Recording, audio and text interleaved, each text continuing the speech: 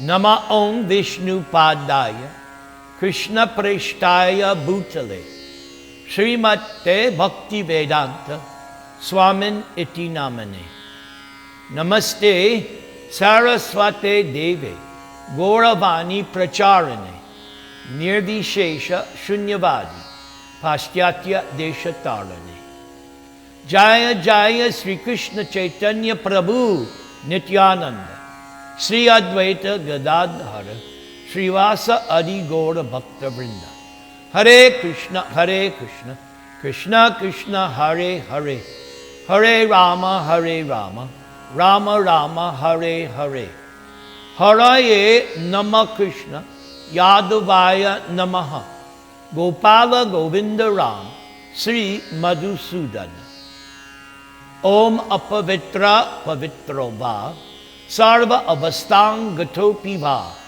Ya Smarit Pundarika Aksham Sabhaya Abhyantara Shuchi Sri Vishnu Sri Vishnu Sri Vishnu Om Jnana Timarandasya Jnana Anjana Shalakaya Chakshur Militang Yena Tasmai Sri Gurave Namaha Mukang Karoti Vachalam Pangam Langhayate Girim Yat Kripa Tamahang Bande Sri Gurung Dinataranam Yat Kripa Tamahang Bande Parama Ananda Madhavam Trinadapi Sunichena Tarar Iva Sahishnuna Amanina Mana Dena Kirtaniya Sada Hari Hare Nama Eva Kevalam Kalo Nastiva Gatir Anyata Om Namo Bhagavate Vasudevaya Om Namo Bhagavate Vasudevaya Om Namo Bhagavate Vasudevaya. So, today we start a new section. And this section is chapter 85 of the Krishna book. And there will be two different kathas. One is Lord Krishna instructs his father Vasudeva, and then Krishna retrieves Devaki's sons.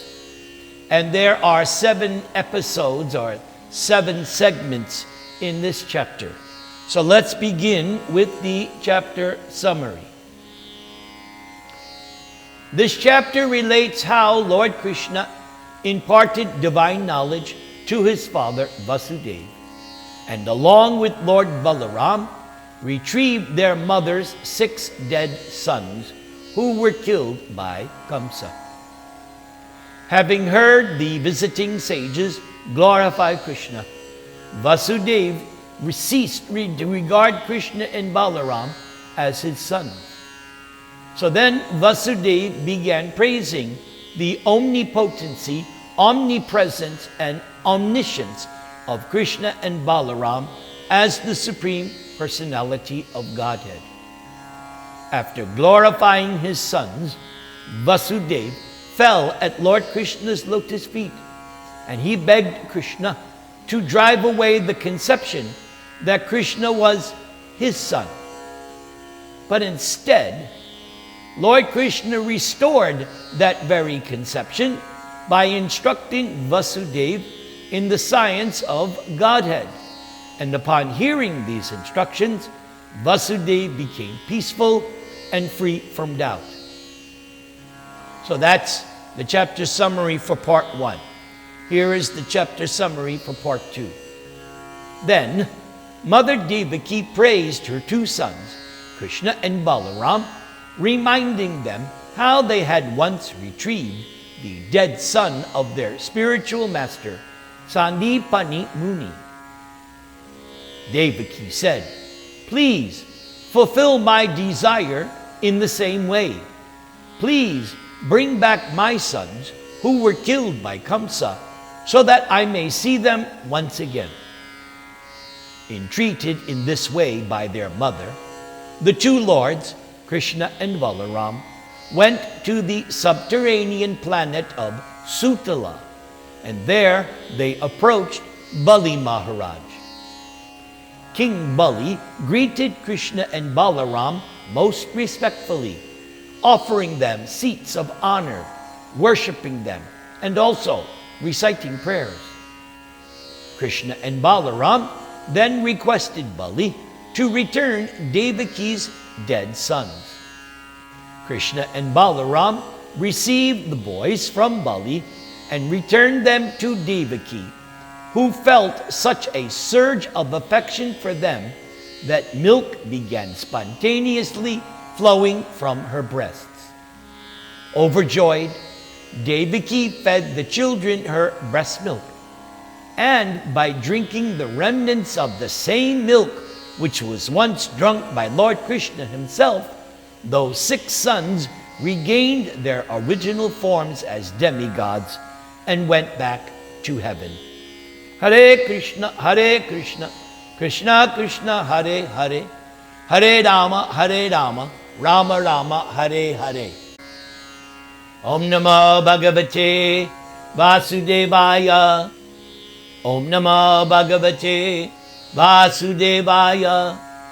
Om Namo Bhagavate Vasudevaya.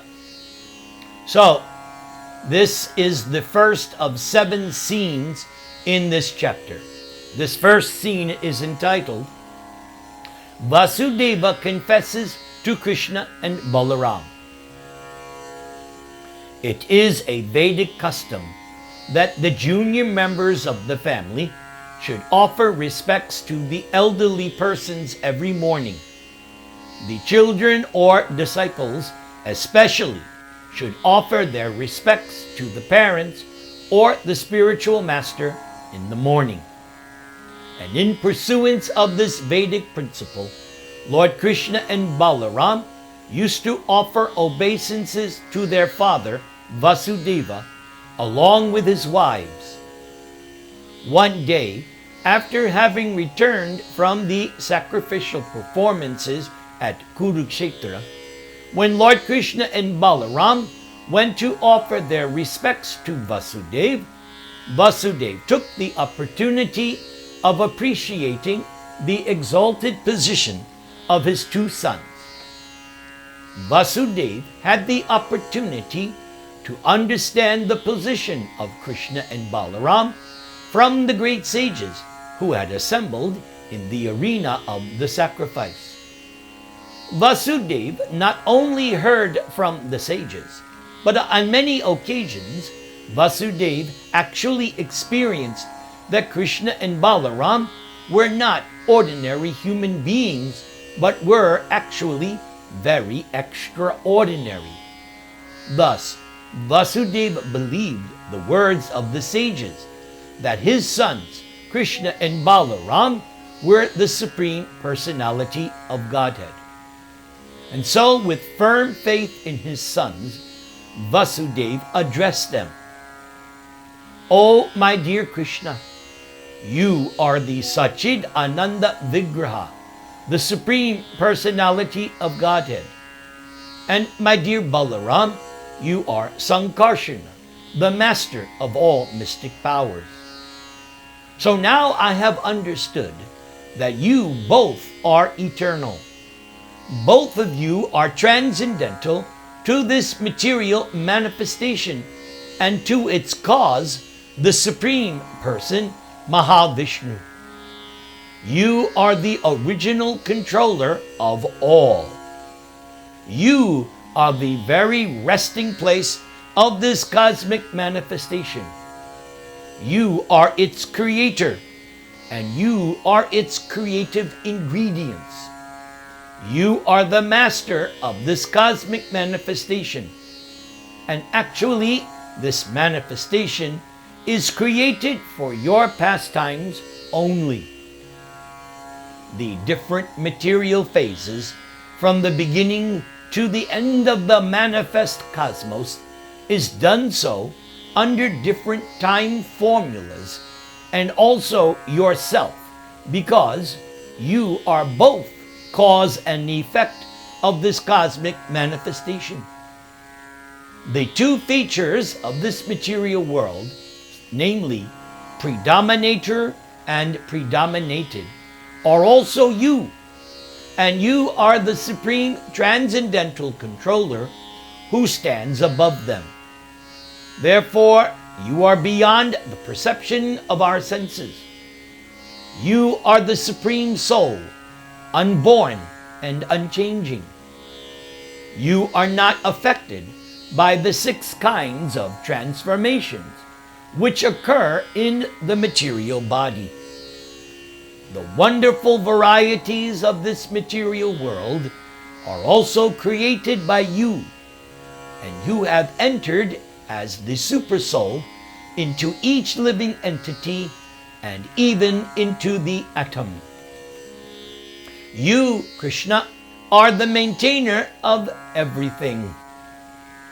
The vital force which is acting as the life principle in everything, and the creative force derived from it, are not acting independently, but are dependent upon you, the Supreme Person, who is behind these forces. So without your will, they cannot work. Material energy itself has no cognizance. It cannot act independently without being agitated by you. Because material nature is dependent upon you, the living entities can only attempt to act. But without your sanction and will, they cannot perform anything or achieve the result which they desire. The original energy is only an emanation from you. My dear Krishna and Balaram, the shining of the moon, the heat of fire, the rays of the sun, the glittering of the stars, and the electric lightning, which is manifest as very powerful, as well as the gravity of mountains, the energy of the earth, and the quality of the earth's flavor, all are different manifestations of you. The pure taste of water and the vital force which maintains all life are also features of your Lordship. And the water and its taste are also you yourself.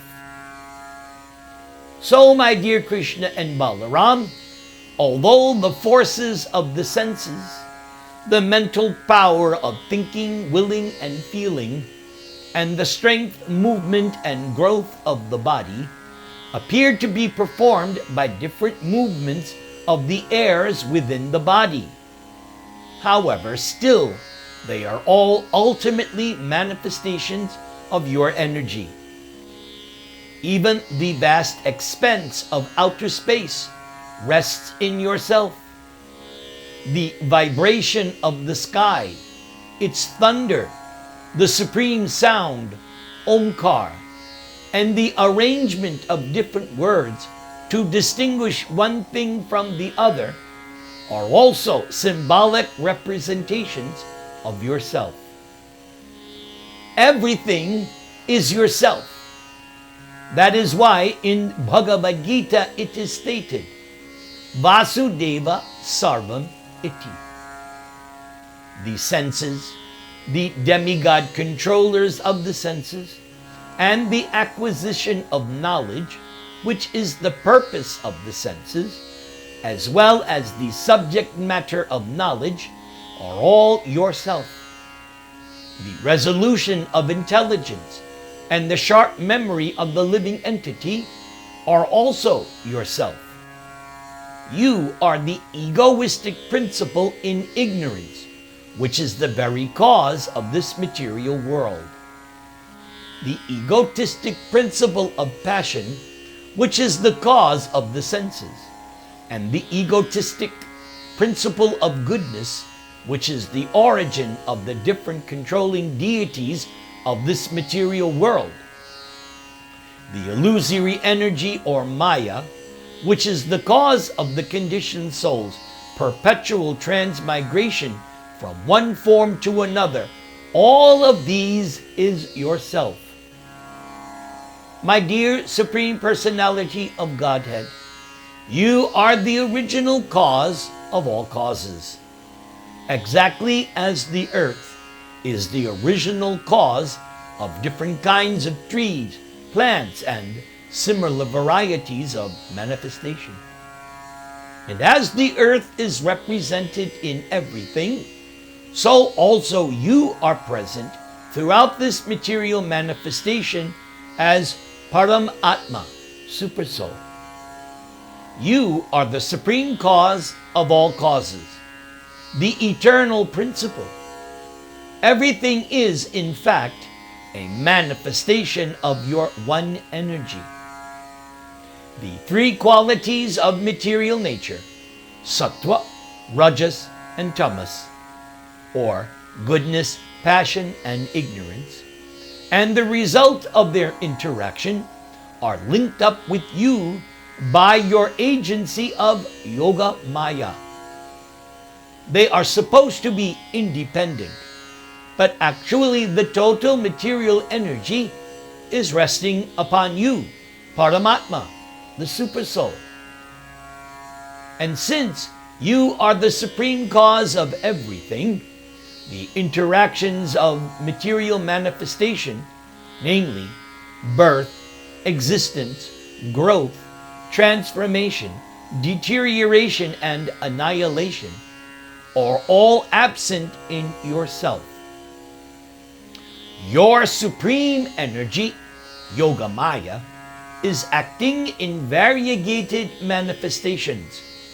And because Yoga Maya is your energy, you are therefore present in everything. Everything still good? Everybody can hear nice? All right.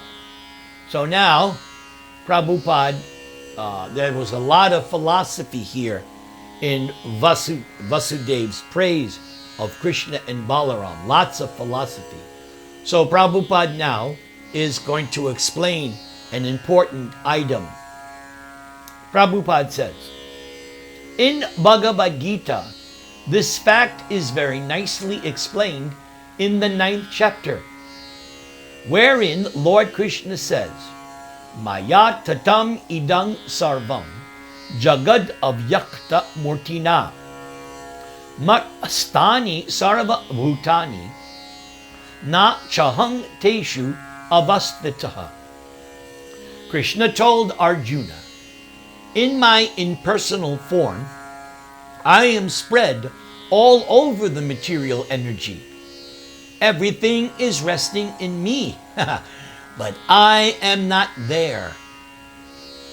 So this very statement was also given by Vasudeva, because to say Krishna is not present everywhere means that Krishna is aloof from everything, although Krishna's energy is acting everywhere.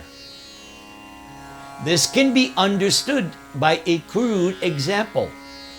For instance, in a big establishment, the energy or the organization of the supreme boss is working in every nook and corner of the business. But that does not mean that the original proprietor is present there, although in every department and every atmosphere, the presence of the proprietor is felt by the worker. The physical presence of the proprietor in every department is formality only, for actually his energy is working everywhere. Similarly, the omnipresence of the Supreme Personality of Godhead is felt in the action of his energies. Therefore, the philosophy of Achintya Bheda and Abheda Tattva, or inconceivable and simultaneous oneness with and difference from the Supreme Lord, is confirmed everywhere. Lord Krishna himself is one, but his energies are diverse. As it is stated in the Upanishads, parasya shaktir vividhaiva sruyate. Now, Vasudeva will continue to speak to Krishna and Balaram. Vasudeva says, "This material world is like a great flowing river, and its waves are the three modes of material nature: goodness, passion, and ignorance. This material body, as well as its senses, and the faculties of thinking, feeling, and willing, which are aspects of the mind, and the stages of distress, happiness, attachment, and lust, are all different products of these three qualities of nature. But the foolish person, who cannot realize your transcendental identity above all this material reaction, continues to remain in the entanglement of fruitive activity, and is thus subjected to the continuous process of samsara, repeated birth and death, without a chance of being freed." So Prabhupada now feels that this is an important part. So now Prabhupada comments. This also is confirmed in a different way by Lord Krishna in the 4th chapter of Bhagavad Gita.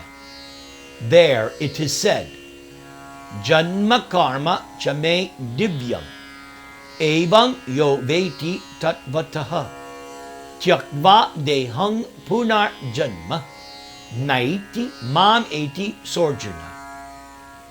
Anyone who knows the appearance and activities of the Supreme Lord Krishna becomes freed from the clutches of material nature and ultimately goes back home, back to Godhead, after giving up the present body. Therefore, Krishna's transcendental name, form, activities, and qualities are not products of this material nature. Instead, they are all transcendental, spiritual, absolute. Vasudeva continued to praise Krishna and Balaram. "My dear two sons, despite all these defects of the conditioned soul, if someone, somehow or other, comes into contact with devotional service, then he or she achieves this civilized human form of body with developed consciousness, and thereby becomes capable of executing further progress in devotional service. And yet, illusioned by the external energy, people generally do not utilize this advantage of the human form of life. Thus, they miss the chance of eternal freedom and unnecessarily spoil the progress they have made after thousands of births. In the bodily concept of life, one is attached to the offspring of the body, and due to false egotism, everyone in conditional life is entrapped by false relationships and false affection. And the whole world is moving under this false impression of the material bondage. Oh, I know that neither of you are my sons. No, both of you are the original chief and progenitor, the personality of Godhead, known as Pradhan and Purusha.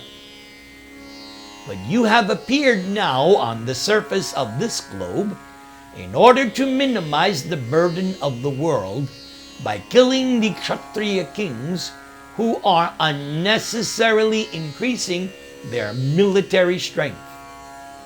You have already informed me about this in the past. And so, my dear Krishna and Balaram, both of you are the shelter of the surrendered soul. You are the supreme well-wisher of the meek and humble. I am therefore taking shelter of your lotus feet, which alone can give one liberation from the entanglement of material existence. For a long time, I have simply considered this body to be myself. And although you are the Supreme Personality of Godhead, I consider you to be my son. My dear Lord Krishna, at the very moment when you first appeared in Kamsa's prison house, I was informed that you were the Supreme Personality of Godhead and that you had descended for the protection of the principles of religion as well as the destruction of the unfaithful. Although unborn, you descend in every millennium to execute your mission.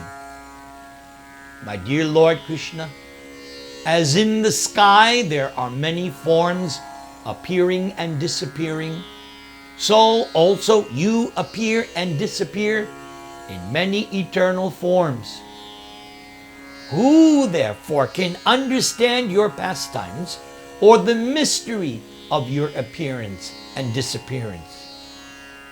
Therefore, our only business should be to glorify your supreme greatness. At this point, Prabhupada is inspired to comment. Here's what Prabhupada writes in this connection. As taught in the Sankhya doctrine of Lord Kapila, Pradhan is the creative energy of the Purusha, the Supreme Person. Thus, of these two principles, the Pradhan is the predominated energy, or female, incapable of independent action, while the Purusha is the absolutely independent primeval creator and the enjoyer, Godhead Himself. In standard Sanskrit grammar, taught by the sage Panini, the verb which expresses action is taken to be the essential core of a sentence, and all the other words function in relation to the verb. Nouns, for example, are put into any of several cases to show their particular relationship to the verb in the sentence. These relationships of noun to verb are called karakas, namely the relations of a subject, karta, or one who does, the object, or karma, what is done, instrument, karana, by or which, recipient, sampradhan, which means for or towards which, the source, upadhan, from or because of which, and finally location, adhikarana, in which. Apart from these characters, nouns may also sometimes point to other nouns in a possessive sense, and there are also various kinds of adverbs of time, place, and manner. But although language thus seems to indicate the activity of many separate agents in the manifest creation, the deeper truth is that all the grammatical forms refer first to the all supreme personality of Godhead. In other words, no material body has any reason for existing without some jiva soul desiring it for his or her own enjoyment. And no jiva can independently maintain a body without the Paramatma accompanying one there for guidance.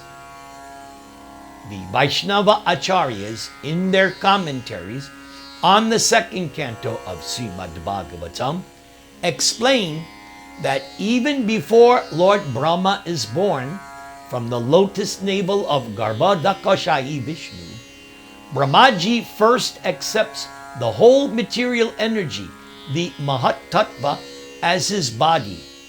Thus, Brahma is the Jiva embodied by the universe, and Vishnu is the Paramatma who joins him. Lord Brahma must organize these specific manifestations of creation, but Brahma cannot begin to do so until Lord Vishnu expands himself again into the subtle energy of action, which is known as the Sutra Tattva, or original vital air, and also into the creative energy of consciousness named Buddhi Tattva. Prana is the vital air of life, a more subtle element than the ordinary air which we can touch.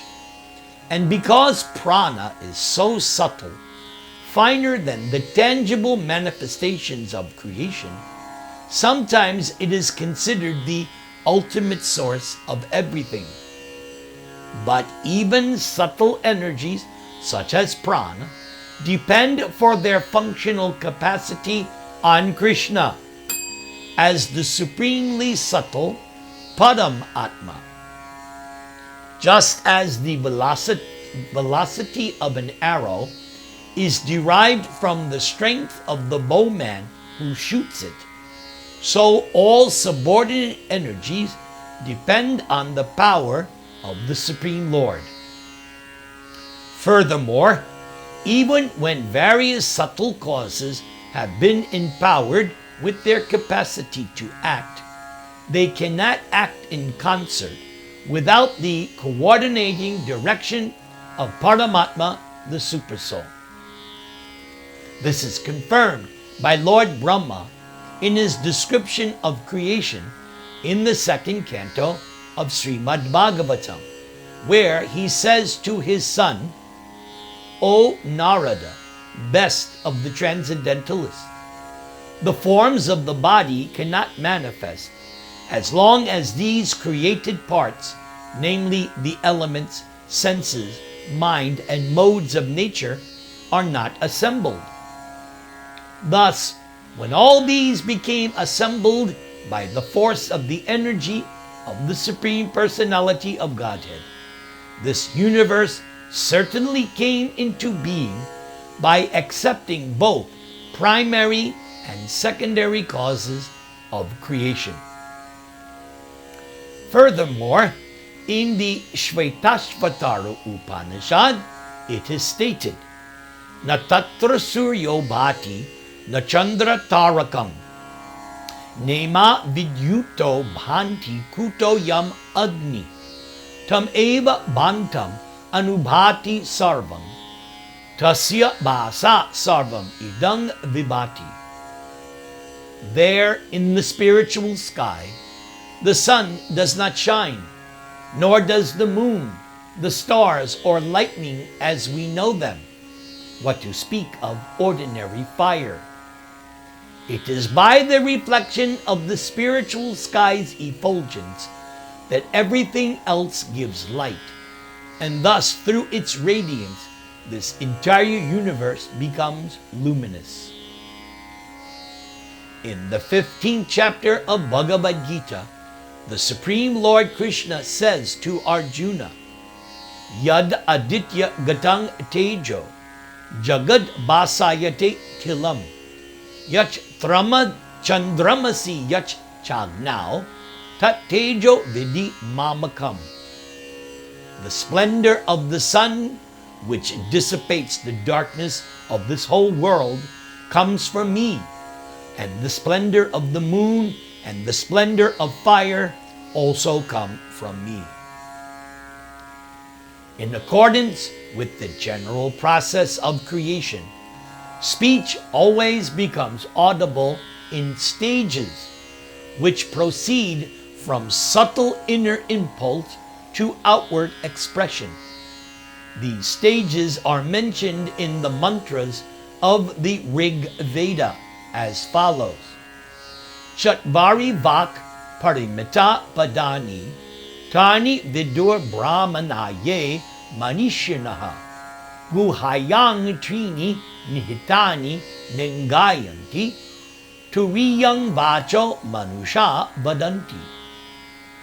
Discriminating Brahmanas know of the 4 progressive stages of language. 3 of these remain hidden within the heart as imperceptible vibrations, while the 4th stage is what people ordinarily understand as speech. And finally, as the last point of these excerpts from the Bhagavatam purports, Srila Vishwanath Chakravarti points out that whenever one of the material senses is involved with its object, the presiding demigod of that particular sense organ must give sanction. Hare Krishna, Krishna Krishna, Hare Hare, Hare Rama, Rama Rama, Hare Hare.